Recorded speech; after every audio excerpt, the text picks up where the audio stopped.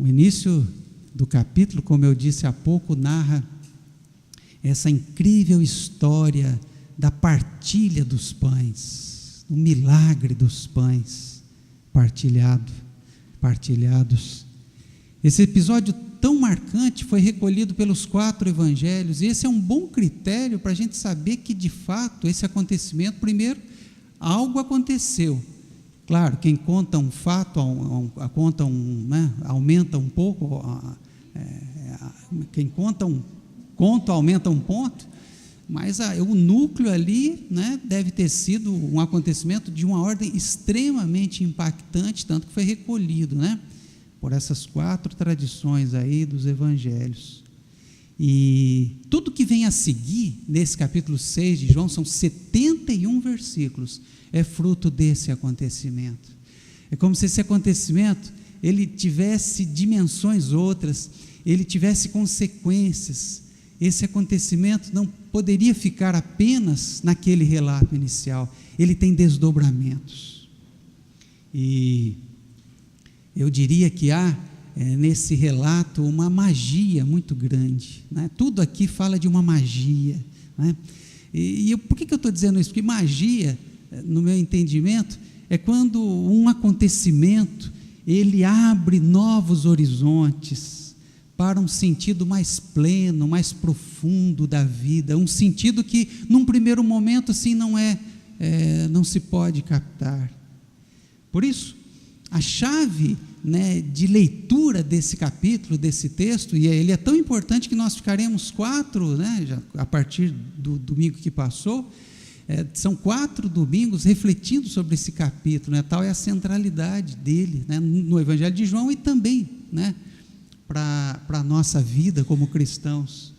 E acho que a chave de leitura para esse capítulo é essa chave da magia. Por que eu estou dizendo isso? Porque eu acho assim que a gente olha nesse capítulo, olha para esse acontecimento de uma perspectiva mais mágica, digamos assim.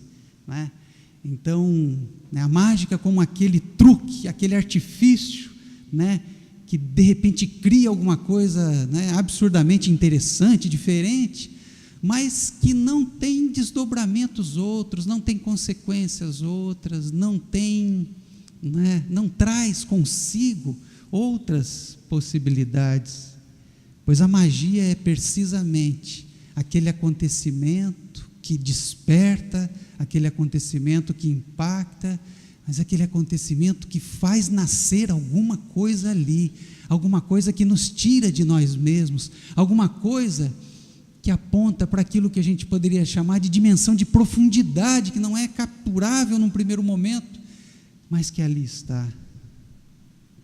E aqui entramos no texto que acabamos de ler. A multidão que estava na relva, quando os pães foram partilhados, pede mais pão. Não é exatamente isso que o texto diz, mas a resposta de Jesus dá um pouco a entender isso. E Jesus diz: vocês me procuram, não porque viram sinais, mas porque se fartaram de pães. Interessante que a palavra que Jesus usa é essa: vocês me procuram não porque viram sinais. A palavra é semeiam, semeia, o plural, semeia. Vem daí a palavra semente, vem daí a palavra que mais que vem daí? Seminal, vem daí a palavra seminário,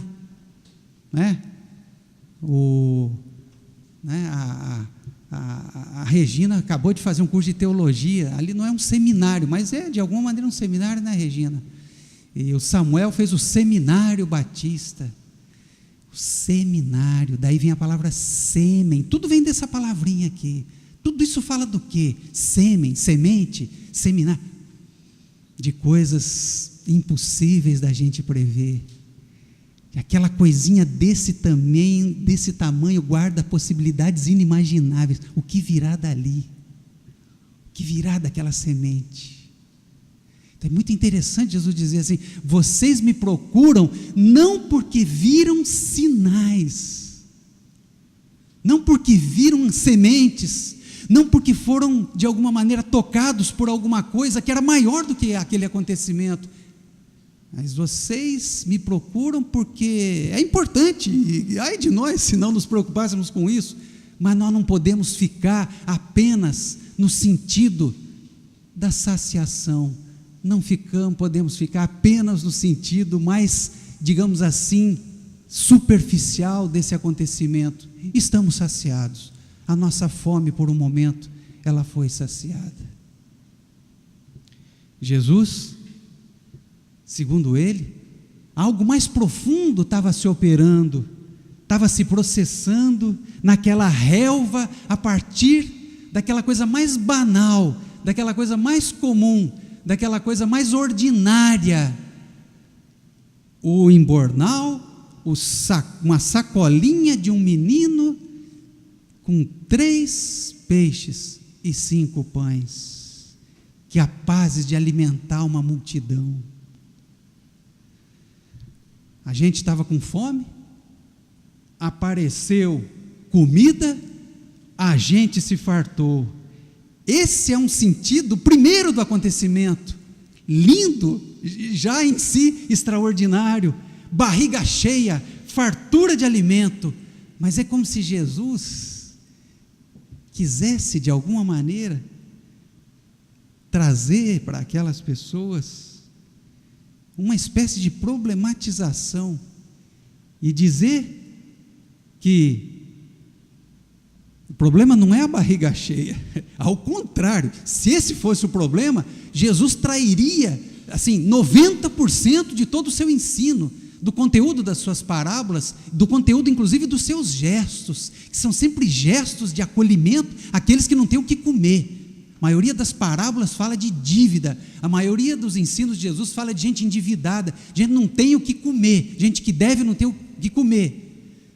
Não é disso que Jesus está falando. Jesus nos ensinou a orar, né? Na oração, o Pai Nosso é o pão nosso de cada dia nos dá hoje. Jesus não se cansou de alguma maneira, amaldiçoar aquelas figuras insensatas que armazenam o pão, armazenam o grão, sem pensar nos pobres. Então nós temos que tomar cuidado para não achar que Jesus aqui está relativizando aquilo que é absoluto. Como disse Dom Pedro Casaldário, só tem 2 coisas absolutas nessa vida: a fome e Deus. Na verdade, Jesus não está absolutizando a fome, Jesus está absolutizando, juntando ao absoluto da necessidade do alimento, o absoluto Deus, a magia, a poesia da presença de Deus no pão.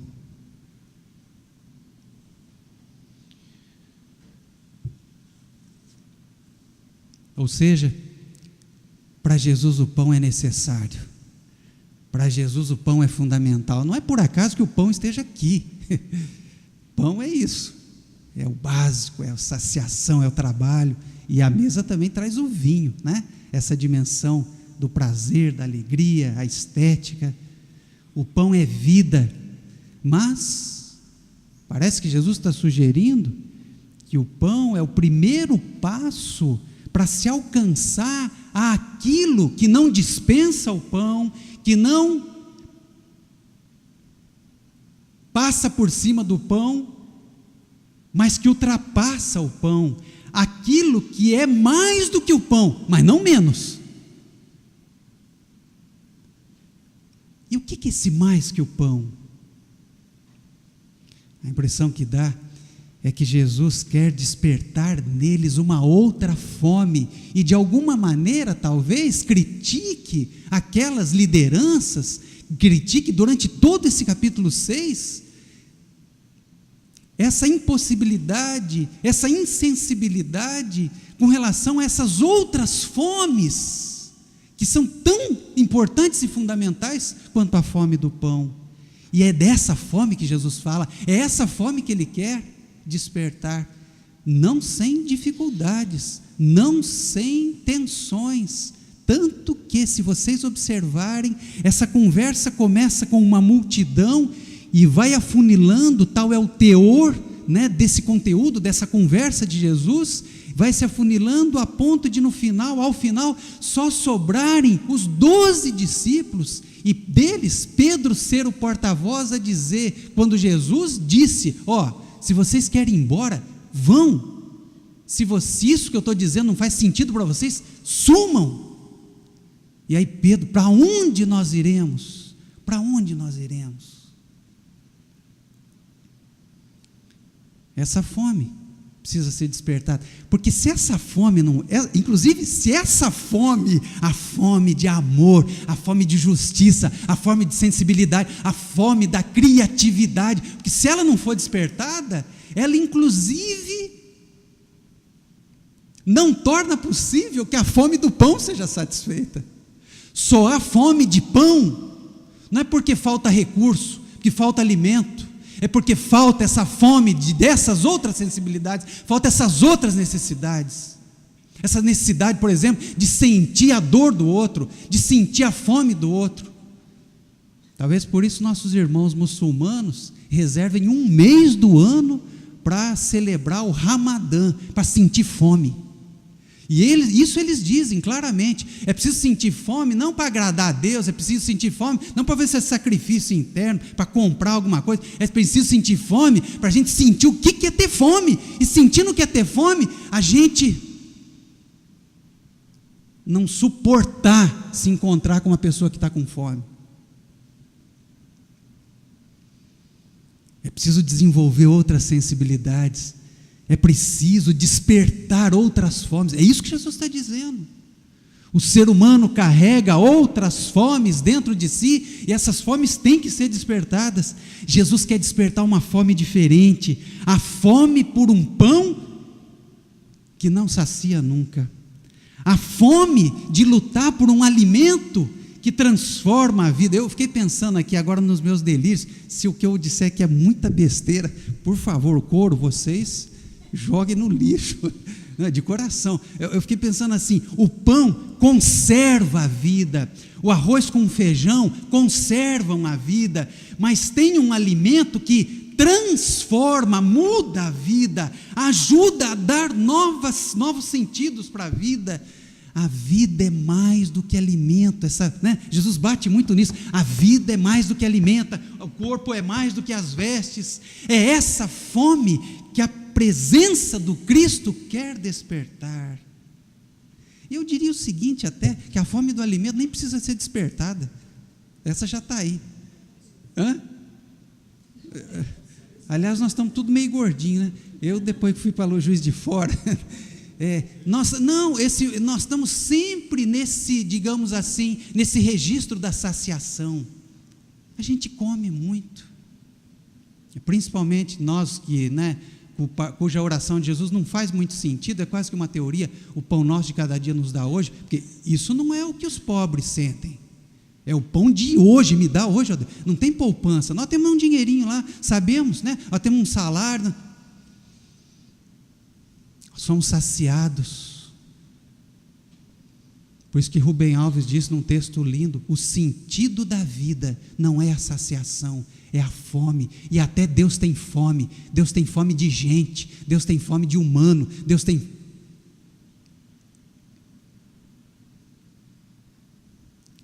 a de alimento nem precisa ser despertada, mas a fome de criatividade, de inventividade, a fome de prazer, a fome de alegria, a fome de arte, ou melhor, eu acho que Jesus é um professor nisso, a arte de produzir fome. Aliás, os bons cozinheiros não são aqueles que necessariamente saciam a nossa fome, aqueles que conseguem produzir a nossa fome. E às vezes um pedaço de carne lá, que já meio até estragada, é a coisa mais deliciosa do mundo. A gente estava com muita fome. Bem-aventurados os que têm fome. Porque a fome gera movimento, porque a fome gera transformação, porque a fome gera vontade de fazer alguma coisa. Jesus não falou, bem-aventurados os saciados, bem-aventurados os que têm sede. E sede do quê? De um tema muito caro, sede de...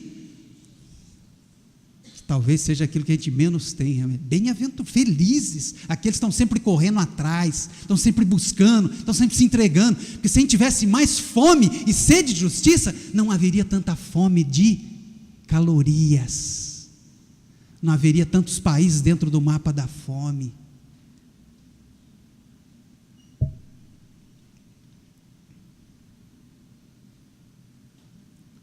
Disse Ardélia Prado, talvez, espelhando isso, por isso eu não quero, vocês lembram desse poema dela? Eu não quero queijo nem faca, ou o contrário, não quero faca nem queijo, eu quero fome. Eu não quero arroz nem feijão, eu não quero nem panela nem feijoada. Nós estaremos lá no sábado. Eu quero fome. E se essa feijoada de sábado não ser capaz de provocar em nós outras coisas não é ir para o banheiro, não, meu gente. Outras coisas não é ter piriri, outras coisas, relacionamentos, vontade de conversar, vontade de refazer algumas coisas, reencontros que de alguma maneira possibilitam, rearrumações. É isso, é essa reserva de sentido que Jesus está dizendo que há naquele acontecimento do pão, e que ficar só na saciação é não enxergar isso. Por isso eu diria que no fundo, para dizer de uma maneira bem absoluta assim, Jesus está falando da fome de Deus. A fome de Deus. Deus como essa reserva, esse excesso que está tanto numa pedra, quanto num nascimento de uma criança, quanto num encontro, quanto em qualquer lugar. Tudo traz em si uma possibilidade criadora que não pode ser destruído, que não perece, se a gente for fundo. Porque sem Deus, o pão é só um pão, porque sem Deus, um acontecimento é só um acontecimento, porque sem Deus, uma separação é só uma separação, ou seja, ela não comporta outras dimensões, porque sem Deus, a morte é só a morte, é o fim. Mas será que é só isso? Porque sem Deus, como disse o poeta, uma pedra é só uma pedra. Essa poesia escondida no coração dos acontecimentos que Jesus quer despertar, essa poesia escondida no coração das prosas cotidianas que Jesus quer despertar, é esse, depois domingo, a partir de domingo é a outra parte do texto, é esse Pai que Jesus quer dizer que está presente no pão.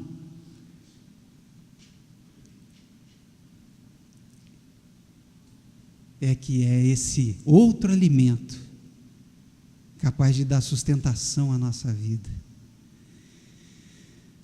E é interessante porque o texto termina dizendo aí no versículo 34, a coisa começa assim: mestre, por que você está aqui?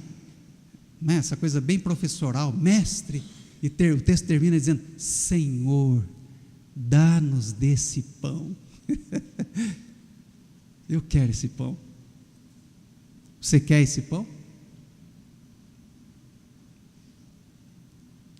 Que Deus nos abençoe, porque isso nunca é uma maldição, com fome, com a fome desse pão, que está aí na nossa vida, que não está no extraordinário, que não está no milagre, que está aí em cada acontecimento mais banal da nossa vida. Cada pedacinho de pão guarda a presença de um Pai, de uma vida, de um braço a nos acolher, a encher o nosso coração de alegria e os nossos olhos de brilho, Que Deus nos dê fome, a fome desse pão. Amém.